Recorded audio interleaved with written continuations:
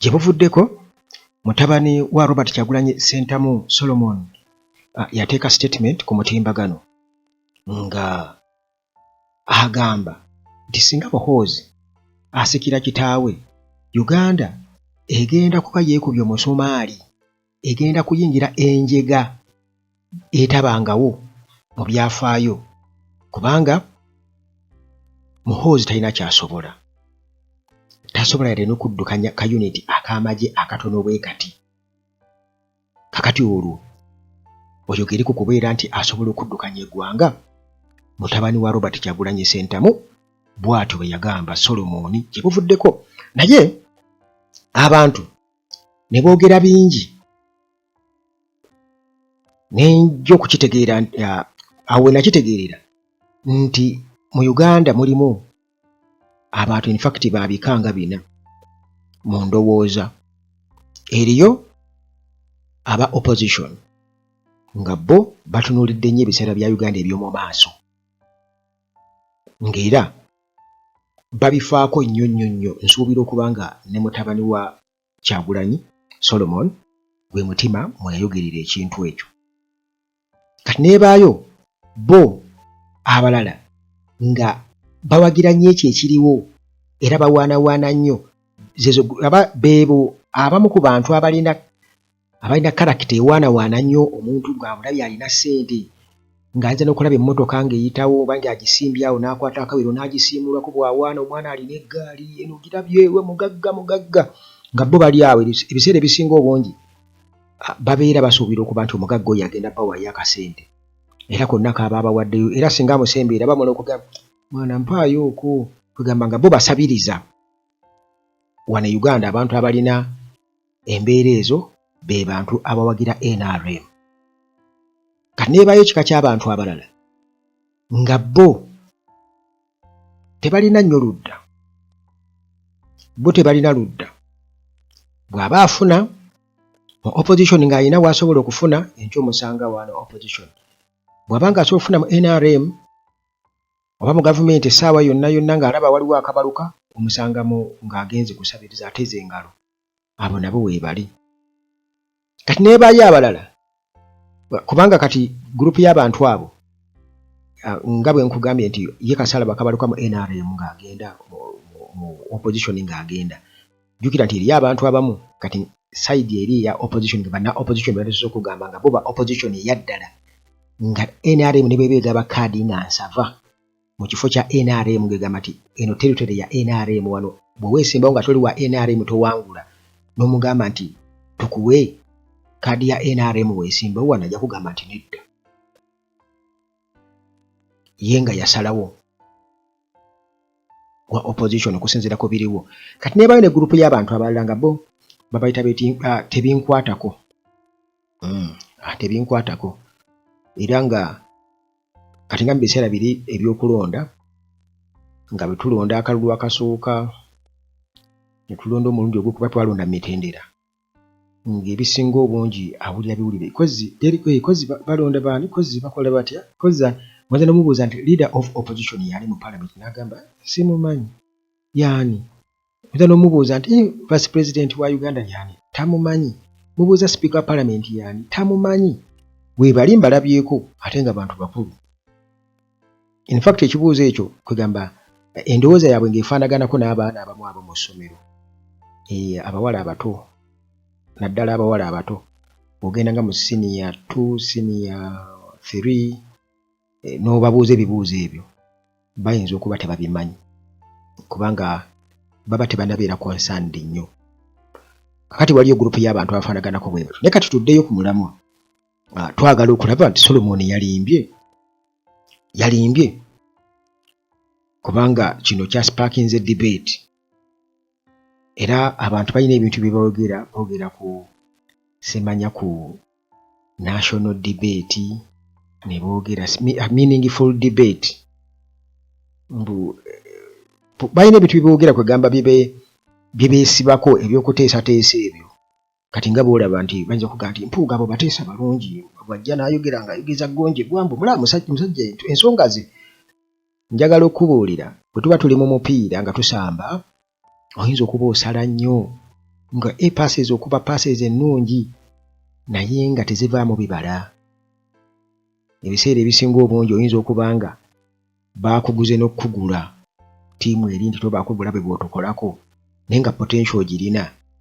Kati n'otandika okubeera nga banno bateekera mu katambaala awo bw'oti okuba gitita weesalaasala weeringalinga eriko kagono omupiira guyiseeko kana bagukuggyeko naye nga w'osala era nga abanyumirwa banyumirwa.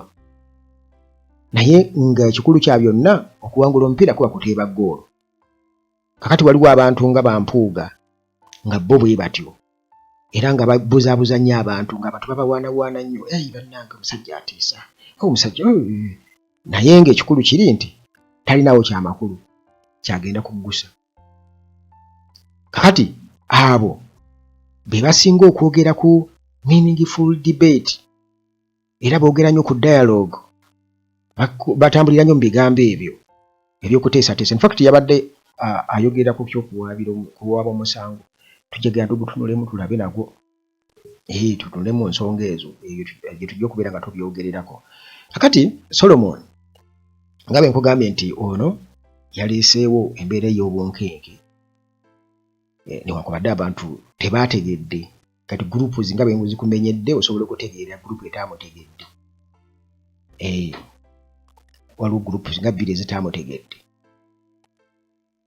Ono nga yeebuuza kwegamba bye yayogedde abantu babirabanga ebyabadde critical ennyo era byatambudde ku social media wonna kwegamba abantu ne babiwa amatu nga bawuliriza. Kakati ono ng'agamba nti singa Muhoozi waakusikira obuyinza okuva ku kitaawe Museveni nti eggwanga ligenda kuyingira embeera eri serious ennyo, crisis eri serious ennyo, ligenda kuyingira enjiga, nti eggwanga lijja kuba ligudde mu kateebe, lijja kuba litubidde mu bitoomi. Kakati muganda wange ng'akola statement bw'etyo ng'agamba nti Muhoozi tasobola kubeera nga addukanya ne ka unity akatono ak'amagi ne ka unity akatono ak'amagi tasobola kaddukanya. Kakati ate omuteeke ku ggwanga aliddukanye. Kakati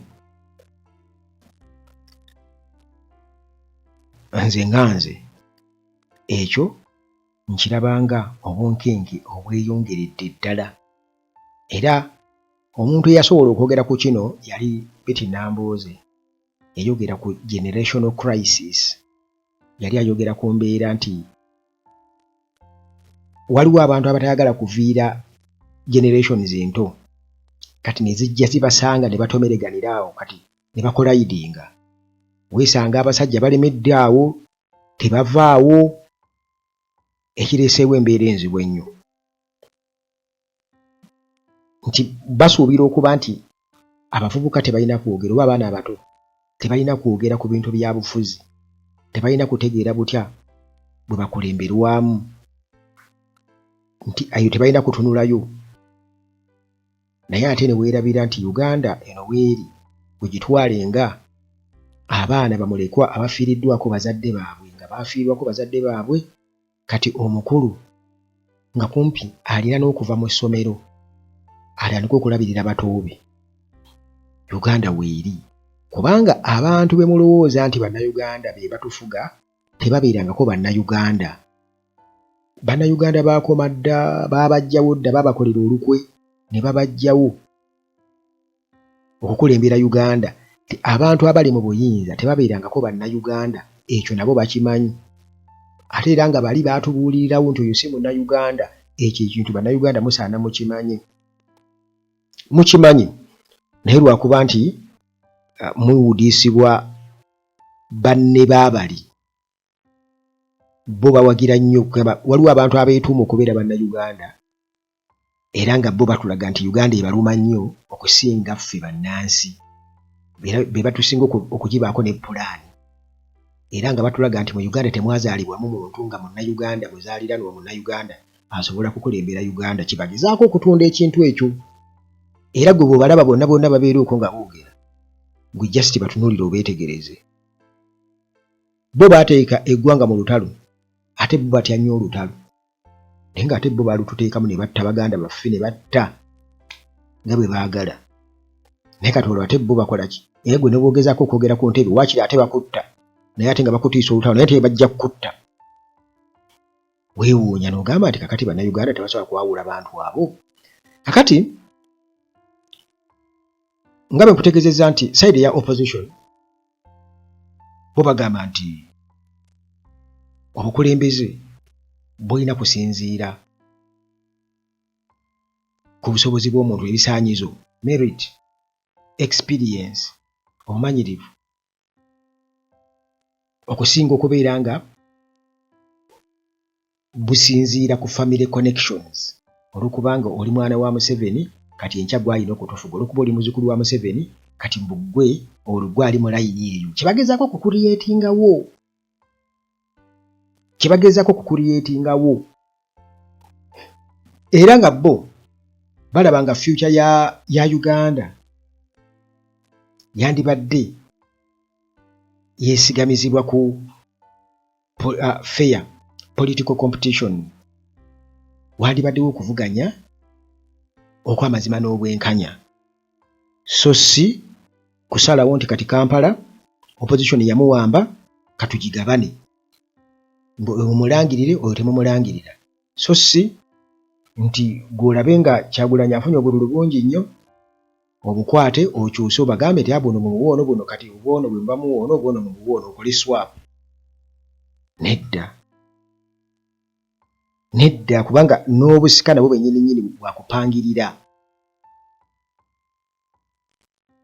Bwe tutunuulira amagye kubanga Solomon yagambye nti ne kayuniti akatono ak'amagye tasobola kukola ki kukaddukanya. Kati gwe teweebuuza lwaki Muhoozi ate ba army officers asiba basibe naye kennyini abeekengera bonna abakubye mu makomera boogera n'abazungu simanyi bano bakola batya, baani abaddusa Kyagulanyi, abaali bamukuuma mu campaign bonna abagobye mu poliisi ne mu magye kubanga baamuleka agende anadduka n'abaddukako. Kitegeeza nti already obwo bunafu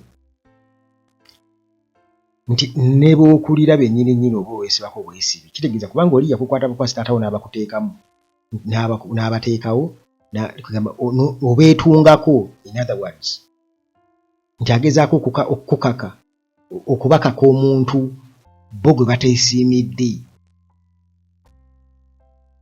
So nga ate newankubadde bali mu public service naye nkugambye nti group eno ya opposition believes that Uganda's future depends on open and fair political competition. Kakati era future ya Uganda n'amagye ga Uganda mwegali. Kitegeeza nago gandibadde obukulembeze bwago businziira ku merit na experience. Kati gwe basibyeko omuntu just kubanga he qualifies by birth kuba mwanawo. Kitegeeza tewabaawo merit na experience. Yensonga lwaki omwana bamukuza bukuza nga kitooke. Tujjukira Muhoozi bamukuza buli kaseera paka general kukiraba. So nga ate waliwo abaalwana naye mu nsiko nga baakola emirimu gy'amaanyi nnyo, baasoma nnyo naye nga bali ku buranka bwa wansi tebabakuza. Kati ebyo bali bannaffe abali one sided bayinza obutabitegeera era bayinza obutategeera bubaka bwa Solomon. Kyovudde olaba nga bo bamala googera. Kakati era awo we wava bo okubeera nti bagamba nti nedda bo bagamba nti Muhoozi alina military experience emala, alina leadership skills,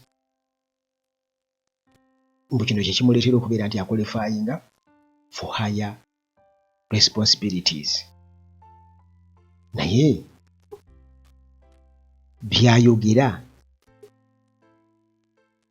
oba byakola biraga obuvunaanyizibwa. Kakati abamu okwogera kwa Solomon baakulabye ng'okozesa olulimi oluli harsh, olulimi olujjudde obusagwa. mbwera buno buyinza okubeera nga buleetawo political divisions enjawukana mu byobufuzi okwataakinga oba personal attack obantu okulumba bannaabwe butereevu. Attacks ezifaanaganako bize ziri personal bo nga bagamba nti ate zirina engeri gye attention okuva ku important policy discussions naye nga important policy discussions zeziriwa kati tuddayo ku bali bampuuga balina engeri gye bazingazingamu ebintu bwe batyo. Naye jjukira nti bw'oba osona omukeeka abaali balusuba kati bino ate bigenze mu experience abantu abasinga obungi gye batalina. Naye kangikozese kale wali obaddeko ewantu we baluka ebiwempe oba maama wo ng'aluka omukeeka ng'olaba atandika okuteekako olusansa ku lusansa era n'oli aluka ekirago oba akawempe oba ekiwempe ateekako kati ku kati okitegeera okusobola okugenda nga kiwera era alina waatukanagaye kati kiweze kiraka kino kiweze okitegeera. Kakati ono mu kumuteekateeka abantu bazze bakubawo ebituli mu kumuteekateeka okiraba. Kisooka kati bwe tuba twogera ku personal kubanga bwe ziba personal attacks era tuba tulina otunulya personality gwe bugamba nti ebyo gundi byeyogedde obiraba nga personal attack kati ate twongera ku personality ng'ey'omuntu kubanga n'oli naye mwana atunuulira personality y'omuntu. Kati ekifaananyi kyafuna ono kyamusiigidde naye kyakola ki kyayogerako kubanga ono yagamba kuba kati abamu boogera ku respect mbu omwana omuto alina okubeera respectful naye kakati gwe omusajja omukulu ozze ku mutimbagano otegeeza nga bw'oyagala emipiira gya taata wooli kati gwe sensi mw'okyogerera tolina bwongo bulowooza nti oli alina abaana abato basuubi gye bali tolina bwongo obwo kati bifo nga tebannaba kulinyuuli balina kusooka kutunula mu bwongo bwo gagwe gwe wayogerera kino okuba kati twogera ku personal attacks ate ne twogera ku being respectful okubeera mbu okuteeka mu bantu ekitiibwa nga ggwe bw'okiraba nti omwana omuto ayisizza muntu omukulu amaaso n'omuntu omukulu bw'ayisa mu mwana omuto amaaso singa ayogera ebitajjansa ako abategeera be bayinza okukategeera bokka. Naye bano bamukulu tasobya tebasobola kukategeera nti gwe bw'obeera n'omwana omuto eka katugeze singa okeera ku nkya n'ozuukuka n'ogenda oba otuuse gy'otuuka oli mu jjaamu omwetirivu n'ogamba kozi omwana yawummudde ate sireseeyo ssenteka n'okitegeera naye ng'olwedde wagenze dda tokyasobola kudda. Kaakati n'atetenkanya oba n'ofuna gye bujja mu maaso eyo omuntu amutwalira essente naye ng'obudde buyiseeko. Kakati bw'okomawo eka n'osanga omwana tali happy kitegeeza ki nti gwe naawe beera olina okubeera nga oli proud olw'okuba oli mukulu tosobola mugamba nti munnange mumunnyonnyola situation nga byabadde sorry ng'owalabye kati wakoze otya naye ate namaze ne ntuma gundi ate naye naŋŋamba agenda gindi kasa yakuleetedde kasa wasoose kunywayo mwabaddemu gundi mu fridge tinaati nageza bwe nti nengera kale sorry nayerabidde nti kakati gw'ogenda mugamba otya olw'okuba mwana muto ye talinaawo kweggamba kubeera nti yanyigiriziddwa kitegeeza olina okumuleetera okutegeera nti weerabidde okwerabira kyabuntu naye wateekeza obuvunaanyizibwa n'obaako engeri gy'okisolovinga yadde obudde bwabadde buyiseemuuko.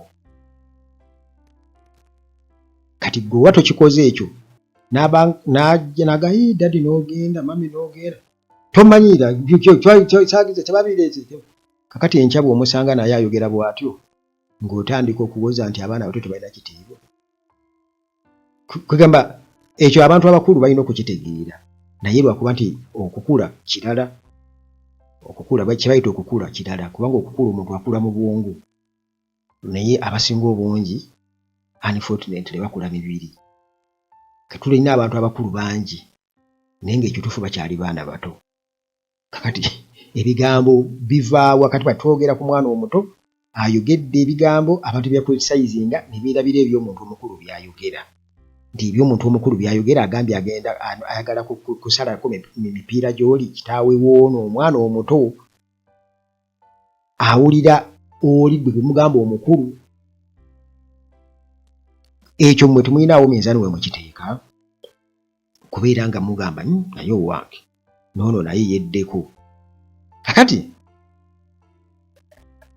amaloboozi abamu bagamba nti amaloboozi ag'ekito okubeera nga gayingira amaloboozi amato si ag'ekito wabula amaloboozi amato okubeera nga gayingira ebyobufuzi mu nteesaganya mu debates mu kubaganya ebirowoozo ku byobufuzi kiraga nti kituufu emiti emito gitandise okubeera nga gipiikinga interest mu biseera eby'omu maaso eby'eggwanga lyagyo ekituufu ennyo kubanga koonooweeka tokalinda kusaaba ttaka kakati mmwe ababujabuja kye mutamanyi nti abasajja bano bo already famire zaabwe bateekateeka nga olwa Museveni bwe yateekateeka dda Ssejusa n'abyabya 2013 eyo Bimuhoozi project gwe kyoba omanya nti essaawa eno mukimanye bulungi nti mutabani wa Muhoozi Luhamya yamuyingiza dda amagi gulowooza nti yamala gamuyingizaayo gwe olowooza bali mu kweteekateeka oyinza n'okwesanga nga already yakola dda ne famire mwe muli eno muli mu ddombolo ya Solo kakati nga bwe nkugambye nti mwogera ku respectful constructive dialogue enze ndaba mu true sense yakyo already Solomon ali ku respectful and constructive dialogue kubanga ekyo kyagezaako okulaga yinga omwana omuto alina chances ennyingi nnyo ez'okumu exoneratinga in fact ku ebyo byabeera ayogedde okusinga omuntu omukulu ate ku byabeera ayogedde kubanga byayogera abijja mu byoyogera oba byetwogera naye ate ggwe ng'omuntu omukulu byoyogera obijjawa kuba osiiba ku mukutu gwa tweet gwa X ng'owandiika bino owandiika biri ovuma okola ki kakati awo bwe twogera ku competence bagamba nti oli incompetent ekyo siraba nti nno kiki aba ali off topic nti teba constructive dialogue oba wabaawo disrespectful mu ngeri yonna nedda taba kakati ebintu ebyo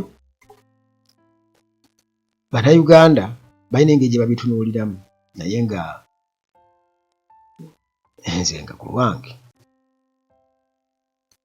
ndabira ddala eno Uganda bw'eba eneegenda mu maaso abaana abato okuviira ddala mu ssomero okuviira ddala mu nassale balina okubeera nga bababuulira ekintu ekyo naye olw'okuba nti nno waliwo abantu abaagala okutusiba akatambala ku maaso ebyensoma babitte buli kimu omutima ogwagala eggwanga bagutte tebasobola kubuulira baana bato bintu byensoma lwaki okiraba nti ogendagenda mu senior 1 senior 2 senior 3 oteeka akazindalo mu maaso obuuze abaana naddala abawala ate nga kyabulabe nnyo abaana abawala okuba nga tebamanyi obabuuze ku bintu ebimu bajja kukulaga nti tebabimanyi gwe babuuze ebintu ebikwatagana ne Uganda tubabuuza bya bufuzi biri sensitive nnyo babuuze bubuuzo mubuuze nti Prime Minister wa Uganda yaani ye Speaker wa Parliament yaani ye Deputy Speaker yaani ye Leader of Opposition yaani just babuuze bintu bwe bityo bajja kugamba tetumanyi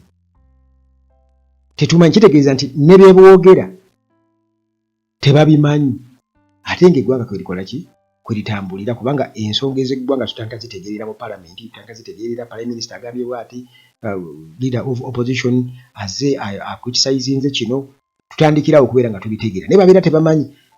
Lugongoya yatugamba nti eri Mwankole oluba okulinnya mu kiraasi omusomesa n'ajja essaala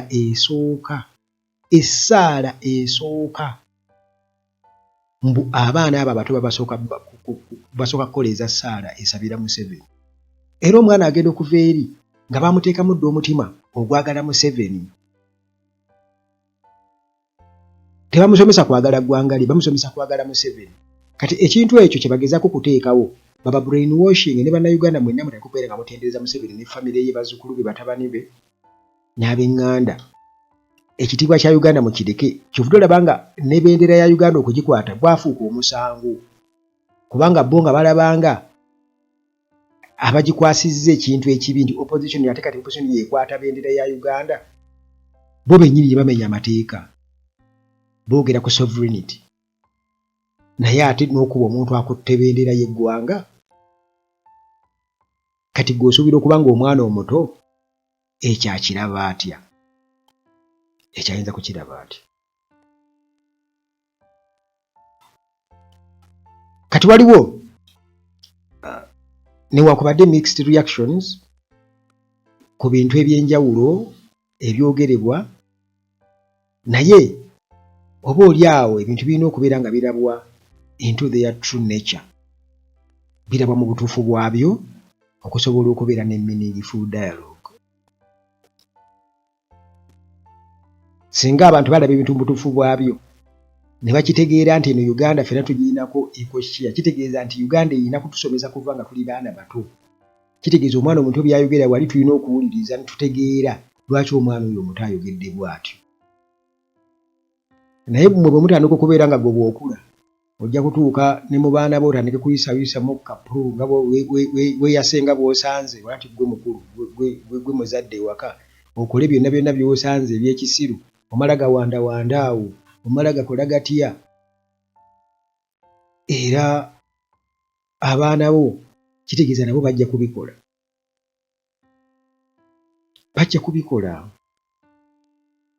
era kijja kuba tuwa ekifaananyi nti bano baakulira baani yakolanga ebintu ebyo nga balaba ani yakola ebintu ebyo nga balaba ebyokuwemula ebyokukola bitya.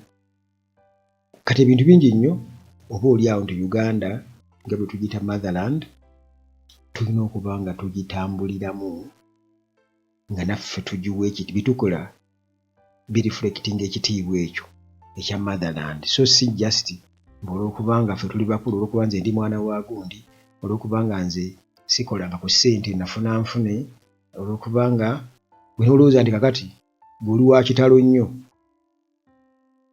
olowooza olina experience kati oyinza okubeera na experience nga tokolanga ku mulimu n'ogumu nga ssente wafuna nfune just bakuwa buwi bwotyo kati experience ye gy'olina ggwe mu kubonaabona tewali kibula nga osoogende mu nnyumba y'omuntu n'otema enzigi n'okola otya tewali. Tolina respect gy'owa nti oba n'abakazi tobawa respect kuba ggwe olowooza nti buli mukazi yenna wuwo bakufunira bufunyisi wa kuwasa otumanyi nti n'omuntu yava ne mukyala we kuva eri nga basoma oba ki tobimanyi kuba ggwe olowooza nti buli muntu yenna buli mukazi naye ali kwegombye yali yagadde okubeera mukaamuhoozi.